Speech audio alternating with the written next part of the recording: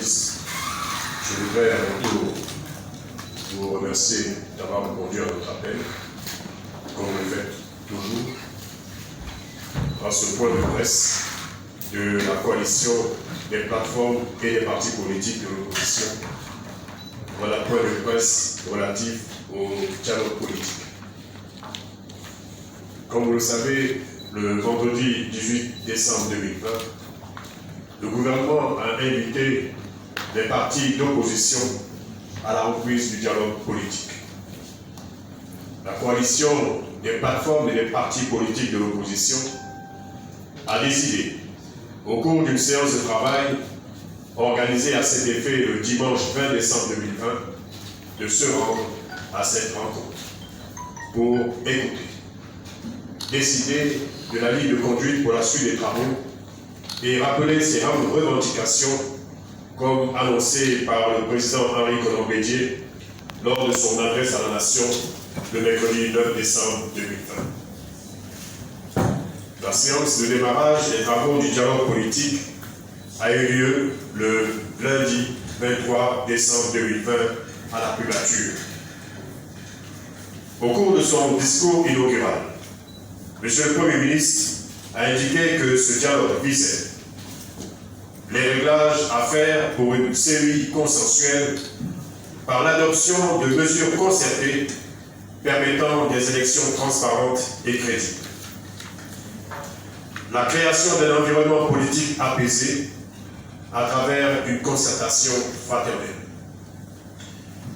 Il a aussi clairement indiqué qu'il n'y aurait pas de sujet tabou et a demandé que les discussions soient franches, sincères et empreintes d'élégance. Au regard de ce cadrage prometteur fait par M. le Premier ministre, la coalition des plateformes et des partis politiques de l'opposition a décidé de prendre part aux travaux en vue de la prise en compte de ces préoccupations.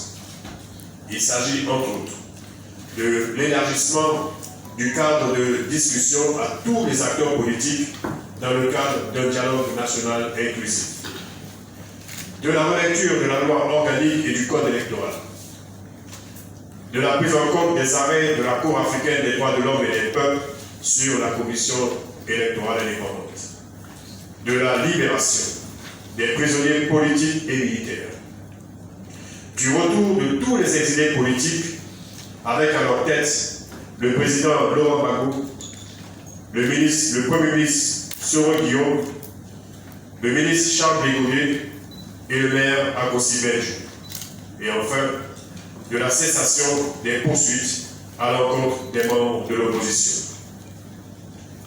La coalition des plateformes et des partis politiques de l'opposition rappelle à tous son attachement à la démocratie, au dialogue et au respect des textes qui régissent notre pays, notamment son attachement au respect de la Constitution, notre loi fondamentale.